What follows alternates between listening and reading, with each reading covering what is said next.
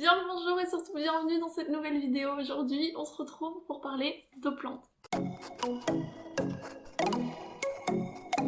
Cette vidéo s'adresse tout particulièrement aux personnes qui tuent régulièrement leurs plantes, qui n'arrivent pas à tenir une seule plante en vie, qui disent d'eux-mêmes qu'ils n'ont pas la main verte.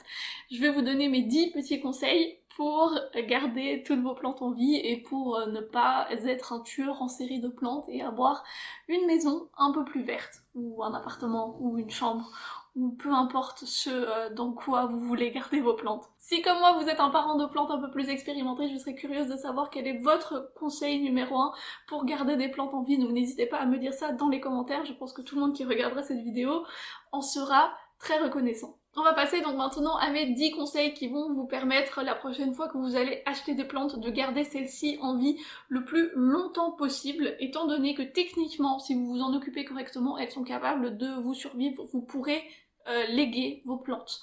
Les mettre dans votre testament, vos enfants, petits-enfants ou qui que ce soit d'autre de votre famille. Normalement, elles sont capables de vivre plus longtemps que nous. Mon tout premier conseil, ce serait de faire attention à l'endroit où vous achetez vos plantes et ne pas les acheter n'importe où. Mon conseil, ce serait d'aller dans des endroits qui sont spécialisés dans la vente de plantes, donc des pépinières ou des marchés aux plantes, parce que c'est l'endroit dans lequel vous allez avoir le plus de choix et dans lequel aussi on s'occupe le mieux des plantes que vous allez acheter. Une autre bonne possibilité, c'est de les acheter de seconde main. Là, je ferai un peu attention à la qualité de la plante, de la tête qu'elle a. Si elle va bien, il y a de fortes chances pour qu'elle continue à aller bien chez vous. De 1, c'est le choix le plus écologique, mais de 2 aussi, en fait, elle est déjà habituée à être dans un environnement habité, donc elle est plus habituée à, comme dans les pépinières ou dans les endroits où on élève des plantes, à être sous les conditions vraiment idéales pour pousser, avec le maximum de lumière possible, les engrais, l'eau et tout ça. Elle est déjà habituée à un environnement un peu plus compliqué, entre guillemets, pour elle, et du coup, normalement, en passant chez vous, ça devrait le faire. Les endroits où je vous recommande pas du tout d'acheter, c'est tout ce qui est grande surface, supermarché, magasin type Ikea et tout, parce que la plupart du temps, elles sont gardées dans des conditions qui sont moins favorables à ce qu'elles aillent bien, du coup elles sont dans des situations de stress et donc il y a moyen qu'elles soient belles en magasin, mais à partir du moment où vous les ramenez chez vous, elles sont en mode genre ciao, c'est bon, fini. Ça c'était trop pour moi. Mais aussi, et ça je pense que c'est le plus important, quand on achète des plantes dans ce genre d'endroit, c'est plus des achats compulsifs qu'on fait sans vraiment se poser de questions, donc on va le faire en mode on va passer à côté, on va faire ah bah tiens cette plante là elle a l'air cool, on va la prendre sans vraiment réfléchir, et il n'y a pas vraiment de choix, donc si vous essayez de prendre des plantes qui sont plutôt faciles pour débutants, et ben vous n'allez pas forcément avoir une grande variété de choix dans les plantes. Donc moi je sais que personnellement je crois que j'ai une plante qui vient d'un supermarché. Je l'ai acheté chez Lidl, c'était vraiment un achat totalement compulsif. Elle se porte bien, mais tous mes potes qui ont déjà acheté des plantes dans les supermarchés, elles ont crevé au bout de quelques mois, donc vaut mieux se tenir loin de tout ça si on n'a pas envie d'avoir des mésaventures. Ensuite, le deuxième point, qui est un point très basique, très simple, très court, mais efficace, une plante, un pot. On n'achète pas des mélanges de plantes bizarres, on ne mélange pas les plantes ensemble dans un pot pour avoir l'économie de place ou je ne sais quoi. Une plante, un pot. Parce qu'une plante a des besoins spécifiques, une autre plante va avoir d'autres besoins. Si vous les mettez dans un pot, de 1, ça se trouve elles s'entendent pas, de 2, elles vont se faire chier avec leurs racines et tout, et en plus de ça, ça se trouve elles ont pas du tout les mêmes besoins, du coup bah il y en a une qui va crever, l'autre pas, peut-être qu'elles vont crever toutes les deux. Une plante, un pot, on est sur une bonne base. Donc maintenant, vous avez probablement passé des heures à scroller sur Instagram, sur YouTube, à voir des gens qui ont plein de plantes, vous vous dites moi aussi j'ai envie d'avoir des plantes. Vous vous êtes promis que cette fois-ci ça allait marcher, vous avez choisi une pépinière, vous avez choisi le jour où vous allez y aller et vous êtes prêt pour acheter des plantes. Troisième petit conseil que je peux vous donner à ce moment-là, c'est auparavant de vous faire une liste des plantes que vous aimeriez bien acheter. Et commencez par des plantes qui sont faciles. Des plantes qui sont faciles, ça veut pas forcément dire des plantes qui ont l'air de rien ou qui sont un peu chiantes ou que tout le monde a ou quoi. Des plantes faciles, pour moi, c'est des plantes qui vous disent qu'elles vont pas bien avant de mourir. Je peux vous donner peut-être 2-3 exemples là maintenant, mais ça va être un peu long de vous faire une liste de toutes les plantes que je pense qui sont faciles. Si jamais ça vous intéresse, je pourrais vous faire une vidéo à ce sujet. N'hésitez pas à me le dire dans les commentaires. Mais des bonnes plantes pour commencer, c'est par exemple une pilea qui va laisser tomber un peu ses feuilles quand elle aura besoin d'eau, Une pothos aussi, très très bien, très facile, qui elle aussi survit approximativement tout ce que vous voulez. Les Sansevieria aussi, très facile, qui pardonne énormément. Les Monstera, dans la catégorie un peu plus cool, mais quand même assez facile, on a la Adansonii, voilà. Donc ça vous fait déjà un petit florilège de trucs à choisir, mais ça se trouve aussi, si vous cherchez plantes faciles et tout, vous devriez trouver une petite liste avec des plantes dont il est assez facile de s'occuper, et choisissez parmi ces plantes-là d'abord, avant de vous lancer dans des plantes compliquées comme les Maranthes, les Calathea ou tout type de plantes de ce genre. Après que vous ayez fait du coup cette petite liste, que vous avez fait votre choix et que vous êtes dans la pépinière que vous avez choisie, que vous vous apprêtez à acheter vos plantes, mon quatrième conseil ce serait d'acheter plus de plantes. Ça peut sembler peut-être un peu contre-intuitif de se dire mais oui mais si je tue mes plantes je vais pas en acheter beaucoup parce que si j'en tue beaucoup et ben c'est nul, mais en fait je pense qu'il faut penser exactement le contraire sans déborder non plus, hein. Je vous dis pas acheter 3000 plantes directement, mais je pense genre une dizaine de plantes approximativement, c'est pas mal parce que 10 plantes, ça prend de la place hein, dans un espace de vie, mine de rien, donc vous avez moins la possibilité de rater vos plantes ou de les oublier ou quoi parce que vous allez les voir quotidiennement. Alors que si vous achetez une plante, deux plantes, que vous les posez quelque part dans votre appartement, et ben il y a pas mal de chances pour que après 2-3 semaines vous passez juste à côté sans les voir et que vous les oubliez ou qu'au contraire vous vous en occupiez beaucoup trop et que vous concentrez votre attention sur cette pauvre petite plante. Sans compter le fait qu'une dizaine de plantes c'est quand même aussi un certain budget et donc je pense que ça leur rattache une certaine valeur budgétaire. On va plus se dire ah oui mais là j'ai dépensé 50 € pour une dizaine de plantes, je vais quand même m'en occuper parce que c'est 50 € et que j'ai pas envie d'avoir jeté 50 € par la fenêtre. Dans la lignée des choses un peu contre-intuitives, mon conseil numéro 5 ça serait d'acheter des grandes plantes au lieu d'acheter des petites plantes. Alors oui, les petites plantes, c'est adorable, c'est mignon, je conçois, moi à chaque fois que je passe à côté du rayon des mini-plantes, je suis obligée d'en prendre une ou deux. Mais même moi, qui ai beaucoup de plantes et qui ai une certaine expérience avec les plantes, loin d'être une professionnelle, hein, mais même avec cette certaine expérience, j'arrive à ce que une plante sur deux des mini-plantes que j'achète meure, et je ne peux rien y faire. La plupart du temps, c'est dû au fait que, comme je vous ai dit, quand on prend la plante d'un environnement où elle est choyée, où elle est vraiment au meilleur de sa forme, elle a la température idéale, la lumière idéale, l'arrosage idéal, l'humidité idéale et tout ce que vous voulez, et que vous la ramenez chez vous, bah déjà il y a le moment du voyage qui est un moment de stress, mais en plus de ça, vous la mettez dans des conditions qui sont totalement différentes de ce à quoi elle est habituée. Et une petite plante a beaucoup moins de chances de survivre ce changement qu'une grande plante qui est déjà genre bien dans son pot, qui a des bonnes racines, qui a des bonnes feuilles, qui va peut-être perdre une ou deux feuilles parce qu'elle a eu la situation de stress. Mais contrairement à la petite plante, si la grande plante elle perd une ou deux feuilles, on s'en fout. Si la petite plante elle perd une ou deux feuilles, c'est bon, elle en a plus, elle est morte.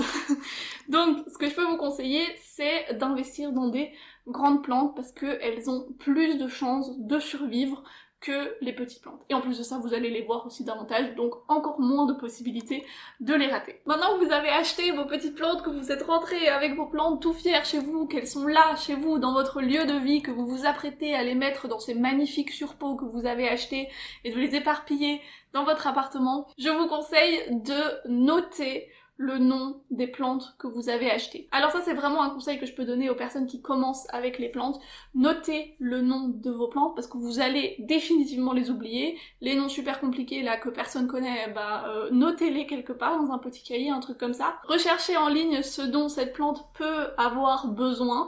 Vous faites une petite liste sous le nom de vos plantes, ce dont elle a besoin, tout ça. Comme ça, au fur et à mesure du temps, de 1, vous allez avoir un truc auquel vous allez pouvoir vous rattacher pour savoir comment il faut l'arroser et où il faut la mettre, même si, on va revenir dessus, il faut pas suivre à la lettre ce qui a marqué dans les conseils de comment s'occuper d'une plante. Non, parce que clairement, les tips sur internet du style arroser une fois par semaine et tout, voilà.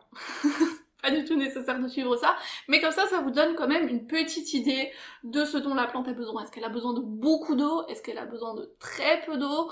Ou est-ce qu'elle a besoin de beaucoup de lumière ou de peu de lumière? Ça vous donne quand même quelque chose à quoi vous rattachez, et en plus de ça, si jamais votre plante se porte mal, que je sais pas, elle perd des feuilles, que les feuilles deviennent jaunes ou qu'elles deviennent brunes ou quoi, vous allez pouvoir chercher le nom de la plante, dire ce qu'elle a, et peut-être trouver en ligne aussi des conseils pour s'occuper de la plante. Ensuite, avant de disposer vos plantes dans votre lieu de vie et les organiser de la manière la plus esthétique, de façon à ce que vous puissiez faire des photos Instagram les plus jolies possibles, je vous prierai de vous rappeler que les plantes sont des êtres vivants.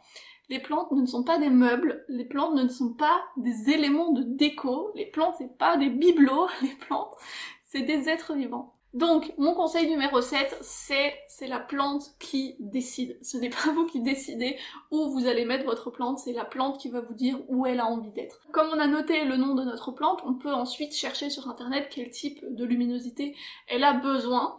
Et en fonction de ça, on va la placer quelque part et observer ce qu'elle nous dit. Si elle fait des longues tiges et des toutes petites feuilles, ça veut dire qu'elle essaye d'aller vers la lumière et qu'elle a besoin de beaucoup plus de lumière, et donc vous devrez la changer de place parce que sinon elle va pas être contente. Si au contraire elle a des espèces de taches brunes qui montrent que c'est comme si elle se faisait brûler, elle a trop de soleil donc va falloir la reculer, la mettre dans un autre endroit. Enfin vous voyez, la plante va vous dire si elle se sent bien dans l'endroit où elle est, et si vous voulez la garder en vie, je vous conseille absolument de suivre les besoins qu'elle a et de la mettre là où elle a envie d'être et pas là où vous pensez qu'elle serait le mieux. Moi il y a plein de plantes chez moi, elles sont à des endroits, mais clairement j'ai pas envie qu'elles soient là. Elles seraient beaucoup plus jolies à d'autres endroits, mais je sais que si je les mettais là, elles seraient pas aussi belles que à l'endroit où elles sont, où moi j'aime pas qu'elles sont. Mais au moins, elles se portent bien, elles font des belles feuilles, elles ne meurent pas. Donc, je m'exécute. Ok, bon. Alors, conseil numéro 8, ce serait pour moi, ça va sembler un peu ridicule, mais laissez-moi vous expliquer. Il faut que vous parliez à vos plantes. Alors non, je ne suis pas d'avis que parler à des plantes, ça les fait aller mieux, hein, comme l'étude qui a été menée sur les tomates auxquelles on a fait écouter de la musique. C'est un mythe, hein, clairement, elles ne poussent pas mieux alors qu'elles écoutent de la musique, et je ne pense pas que vos plantes puissent vous entendre. Il y a peut-être un échange d'énergie avec les plantes, et si vous aimez vos plantes et que vous vous occupez bien d'elles, il y a peut-être un truc. Mais là, quand je vous dis de parler avec vos plantes, c'est plus une métaphore, c'est plus un sens littéral auquel il faut le prendre. En fait, ce que je vous conseille, c'est vraiment d'établir une relation avec vos plantes, donc de les observer au fil des jours que vous les avez, au fil des semaines, au fil des mois, de déterminer peut-être un caractère qu'elles ont, de les considérer comme des êtres vivants qui font partie de votre famille, sans directement leur parler, mais en fait le principe de les humaniser un peu, de leur donner des caractères, de leur attribuer des besoins spécifiques en fonction de ces caractères, de un, ça va vous permettre de vous rappeler beaucoup mieux de ce dont elles ont besoin, hein, chacune, parce que chaque plante a des besoins très très différents, mais en plus de ça, eh bien elles vont avoir beaucoup plus de valeur à vos yeux. C'est pas pour rien que les gens qui ont beaucoup de plantes se considèrent être des parents de plantes. c'est pas anodin. Malgré ce conseil qui pourrait donner l'impression que je vous dis qu'il faut que vous soyez aux petits soins de vos plantes 24 heures sur 24, mon conseil numéro 9, ce serait de leur foutre la paix. Laissez vos plantes tranquilles, laissez-les faire leur vie, arrosez-les quand elles ont besoin d'eau, regardez comment elles vont de temps en temps, mais être penché dessus 24 heures sur 24, 7 jours sur 7, à observer chaque petit truc qu'elle fait, chaque petite tâche qu'il y a, chaque grain de poussière qui se pose dessus, à la changer de place tout le temps, à la tourner, à faire des trucs, des machins, des choses, clairement c'est totalement contre-productif, elle va pas aller bien. Si vous la changez d'endroit, changez-la d'endroit après quelques semaines, voire quelques mois, et puis laissez-la de nouveau quelques semaines, voire quelques mois à cet nouvel endroit pour voir si elle s'acclimate, et laissez-les tranquilles. Pour ma part, ce que j'aime bien faire, le matin, pas tous les matins, mais quand même la plupart des matins, je passe une fois dans mon appartement, je regarde toutes mes plantes, je vois comment elles vont, je m'occupe ici et là de ce qui pourrait peut-être ne pas aller, et puis je les laisse tranquilles. J'essaye de ne plus y toucher, j'essaye de ne plus y penser, je les laisse faire leur vie, et le lendemain matin, je regarderai à nouveau ce qui se passe. Enfin, le dernier conseil, le conseil numéro 10, qui à mon sens est le plus important, ou le plus lourd de sens, c'est faites vos propres expériences. Chaque plante est un être vivant unique et peu importe ce que vous pouvez lire en ligne sur ce que un tel a fait avec cette plante et un tel a dit à propos de cette plante et tout, non. Ça peut être une bonne chose de se renseigner au préalable sur quel type de plante a besoin de quoi et de commencer par ça et de commencer avec ces informations-là, mais le mieux que vous puissiez faire, c'est vos propres expériences, c'est suivre votre plante. Donc au lieu de suivre le plan d'arrosage ultime qui vous a été donné sur X chaîne YouTube ou par X post Pinterest, je vous conseille de mettre votre doigt dans la terre de votre plante et de regarder si celle-ci a besoin d'eau. Si c'est humide, elle en a pas besoin, si c'est sec, il se peut qu'elle en ait besoin. Et vraiment, au fur et à mesure que vos plantes vont évoluer avec vous, vous allez remarquer des trucs comme oui, donc cette plante-là, elle aime bien la terre qui reste humide, cette plante-là, elle aime bien quand ça devient sec entre-temps. Il y a des plantes qui aiment bien être beaucoup plus arrosées dans certaines périodes de l'année, d'autres moins. Il y a énormément de choses que chacun d'entre nous apprend au fil du temps qu'il passe avec ses plantes et il n'y a pas avant ça une recette magique à appliquer à toutes les plantes. C'est un processus, c'est tout un apprentissage et il va se faire au fil du temps et au fil des plantes et où il y a des plantes qui vont mourir et c'est pas grave. Il y a des plantes qui ne vont pas survivre parce que parfois on va savoir pourquoi, parfois on va savoir ok bah j'ai dû oublier de l'arroser ou je l'ai arrosé trop ou il lui manquait ça ou quoi. Parfois on va pas savoir, parfois elles vont juste mourir, parfois ça se trouve genre la plante était juste... on ne sait pas. Mais au fil du temps, on va apprendre de ses erreurs et plus on va passer de temps à s'occuper de ces plantes et à réfléchir aux erreurs qu'on a pu faire, plus on va apprendre de ça et moins on va les perpétuer en fait et plus eh bien on va pouvoir s'occuper bien des plantes. Voilà donc mes 10 conseils pour garder toutes vos plantes en vie. J'espère très sincèrement que ça va fonctionner pour vous et que vous allez pouvoir verdir votre intérieur comme vous le souhaitez. Si jamais cette vidéo vous a plu, n'hésitez pas à me le faire parvenir par quelconque moyen vous le souhaitez. Moi en tout cas je vous remercie d'avoir passé cet agréable moment avec moi. Nous on se retrouve, croisons les doigts, la semaine prochaine pour une nouvelle vidéo et d'ici là je vous fais plein de bisous.